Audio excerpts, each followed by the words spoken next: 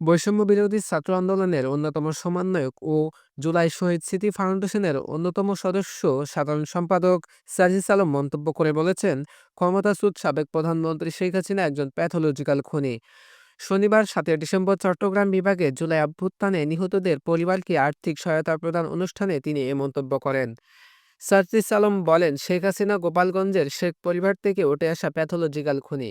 তিনি গত ১৬ বছর ধরে বাংলাদেশের মানুষকে জিম্মি করে রেখেছিল। এই খুনি বাংলাদেশের পুলিশকে টিস্যুর মতো ব্যবহার করে দেশের মানুষকে খুন করেছিল। পুলিশ নামক এই প্রতিষ্ঠানের উদ্দেশ্যে একটি কথা বলতে চাই। আপনাদের পোশাক দেখে এখনো আমাদের মধ্যে ভীতি সৃষ্টি হয়। এর জন্য যেমন খুনি শেখ হাসিনা দায়ী, তেমনি আপনাদের ব্যক্তিত্বও দায়ী। পুলিশ বাহিনীর উদ্দেশ্যে আরও বলেন তিনি, ক্ষমতার লোভে, পদের লোভে আপনাদের অনেকেই এই পোশাক পরে সারা বাংলাদেশে অনেক কুকর্ম করেছেন।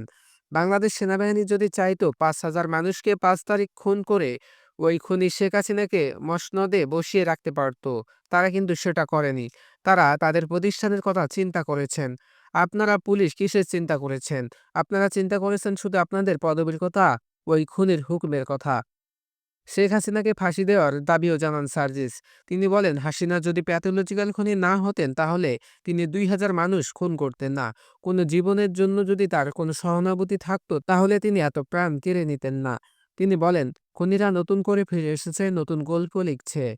তিনি বলেন, খুনিরা নতুন করে ফিরে আসছে, নতুন গল্প লিখছে এবং যারা তাদের পুনর্বাসন চায় তাদের বিরুদ্ধে আমরা দ্বিতীয়বার রাজপথে নেমে জীবন দিতে প্রস্তুত। ৫ই আগস্টের আগে যেমন আমরা একসঙ্গে জীবন দিতে প্রস্তুত ছিলাম, তেমনি খুনিদের বিচার নিশ্চিত করতে এবং ষড়যন্ত্র নস্যাৎ করতে আমরা আবারও একসঙ্গে জীবন দিতে প্রস্তুত আছি। আমরা আমাদের জায়গা থেকে জীবন দিতে শিখে গিয়েছি। এই বাংলাদেশে কোনো দালাল, কোনো তোষামোদকারী আর জায়গা হবে না। সমন্বয় সার্জিস আলম আরও বলেন, এখনও যারা শহীদদের পরিবার নিয়ে এই আন্দোলন নিয়ে নানা কথা বলছে তারা শেখ হাসিনার রেখে যাওয়া কিট, যা সে এত বছর ধরে লালন করেছেন।